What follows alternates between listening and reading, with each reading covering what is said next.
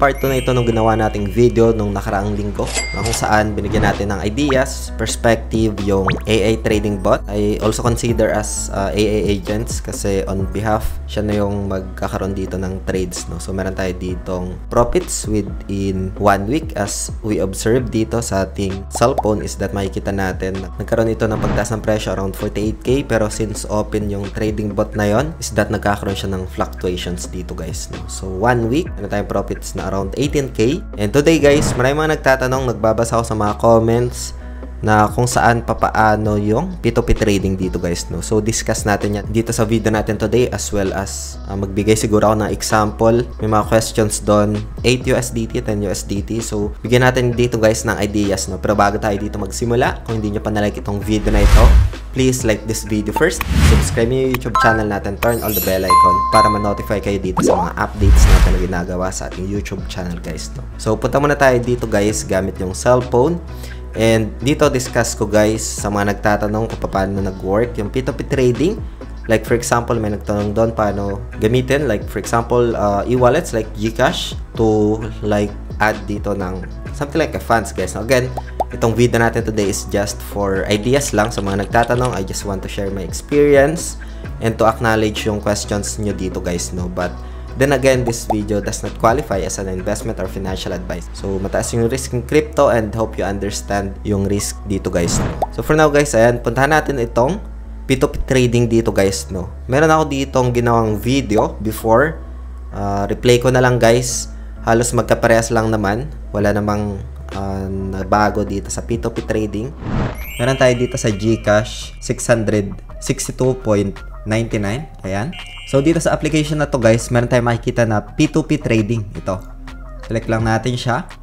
And then once na makita natin to guys, meron ditong option na USDT, no? So yung amount, so dito guys minimum 59, no? Or I think more or less 1 USDT. So dito pwede tayong maglagay kahit 100, no? Pero for the sake of this tutorials na lang, again guys, itong video natin today is just an update lang, reference, and does not qualify as an investment or financial advice, no?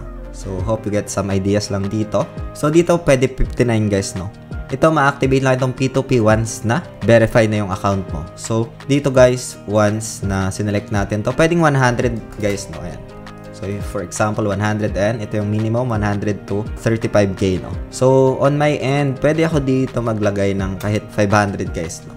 Kasi magagamit, hindi ko naman i-withdraw yung iba dito, siguro convert ko lang mga 100 lang. So pagkatapos nyan, enter ko lang, and then ito yung mga option, no? So para ma-sort yung GCash guys, punta lang tayo dito sa payment methods, tapos itong GCash, no?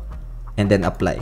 Dito guys, makikita natin, ayan, meron ditong option ng GCash. Piliin nyo yung mataas, yung pinaka-reputation, no? Like for example 100%, or ito 99.60, no? So pagkatapos nyan, I'll select this buy lang, and then like for example 500, 8.39 USDT yung makukuha natin.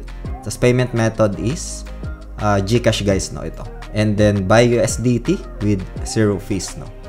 So lagay muna natin dito yung pinaka phone number natin.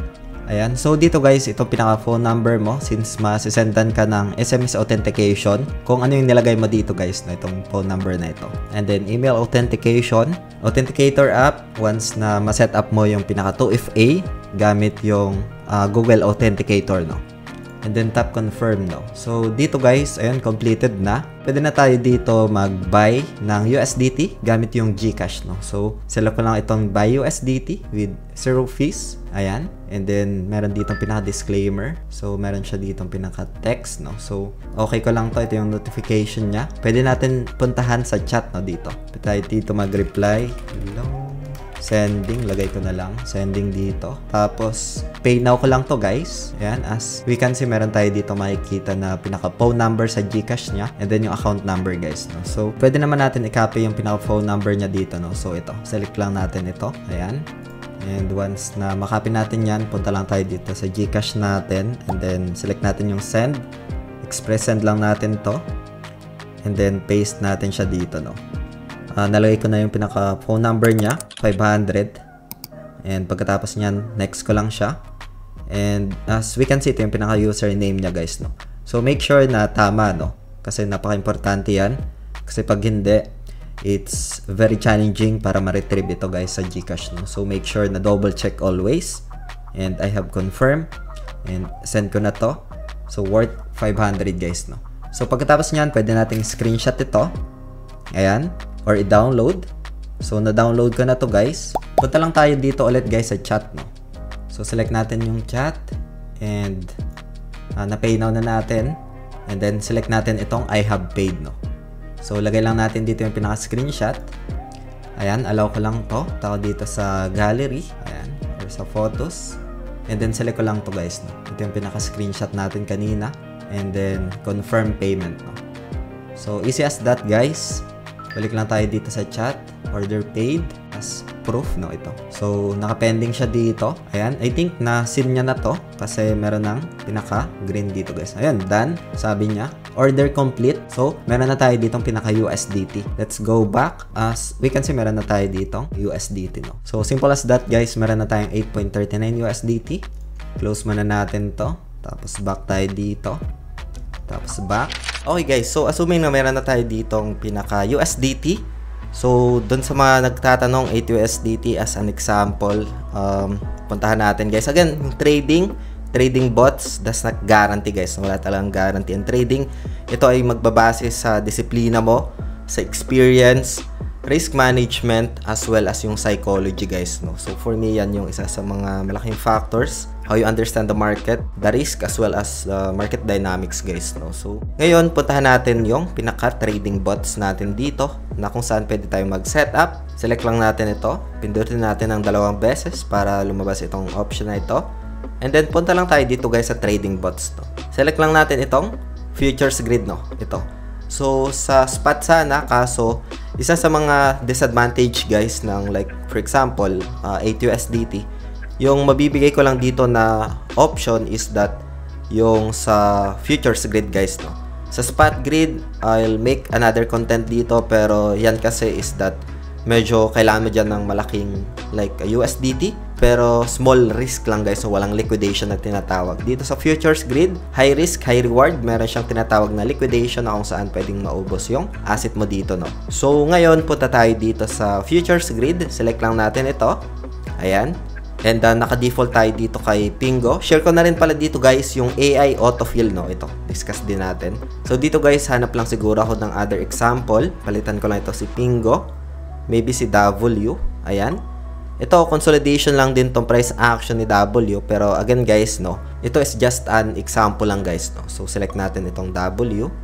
And ito yung pinaka-chart niya sa 15 minutes, no? Mas okay sana if naabutan natin yung 24 cents. Medyo magandang entry sana yan. Pero, yun, this is only an example. So, ngayon guys, gamitan ko lang ulit siya dito ng long. Kasi as per checking sa kanyang price action, galing siya sa all-time low.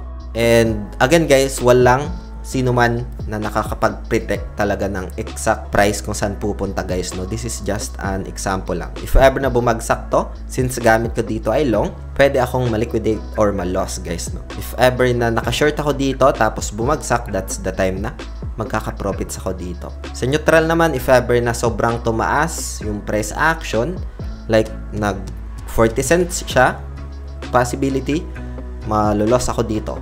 Or if ever man na bumagsak siya, maybe 20 cents, since naka-neutral ako dito, pwede akong ma-loss guys, no?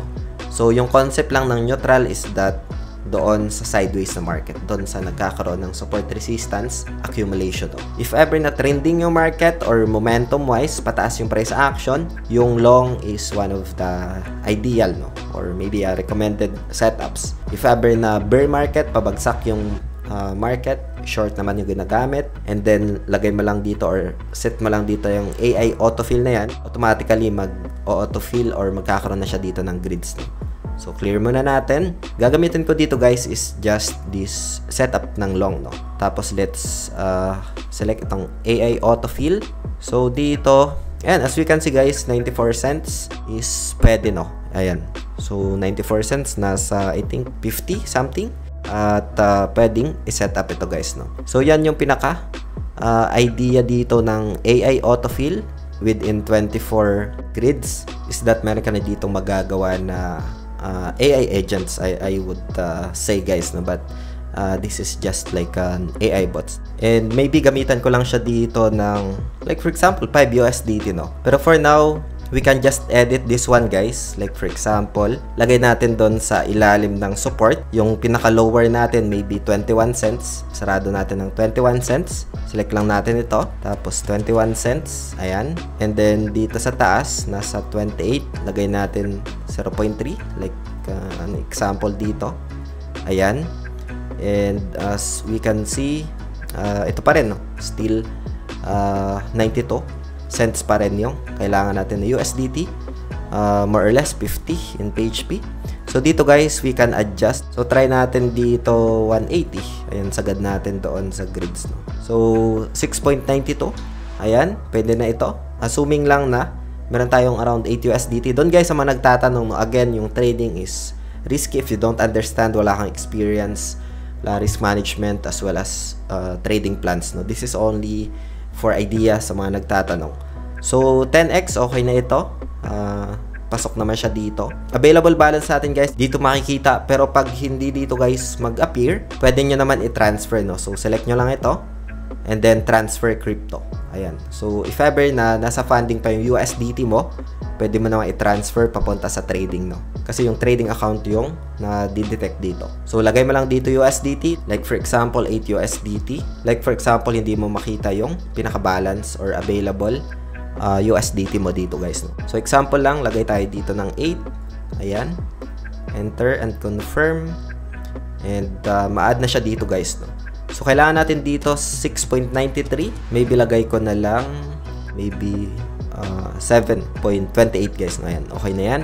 And you can create na dito, no? So 180 grids, tapos ito yung pinaka lower and upper. Ano yung worst case scenario dito guys, if ever na magkaroon ito ng pagbagsak ng presyo, masyadong malalim, maybe 18 cents, potentially itong USDT po dito is like malolos, no? So yun yung pinaka downside. Upside scenario naman dito guys, if ever na umangat yung price action, nagkaroon ng pagtaas ng presyo, momentum, is that pwede ka ditong magka-profits, no? So we can create long dito. And ayun, okay na yun guys. Makikita mo na siya dito. And as we can see, andito yung pinaka-details. Sa mga nagtatanong if gusto nyo nang i-stop, gusto nyo nang i-get yung profits dito, i-claim, pwede nyo naman dito guys i-stop, no? Ito. And if ever na meron na itong profits, tapos profit lang yung gusto nyong i-claim, i-select nyo lang itong 3 dots na ito, no? And then pagkatapos nyan, meron ditong option na get yung profit, no? So ganun lang siya guys dito. Hope you get some insights, ideas dito sa video natin today sa mga nagka-profits. Congrats. And kung meron kayong mga questions sa spot, is that feel free to comment lang sa comment section ng video na ito guys, no? Yun lang for today. Maraming salamat ulit sa panunood. Ingat tayong lahat. Peace out. Bye for now.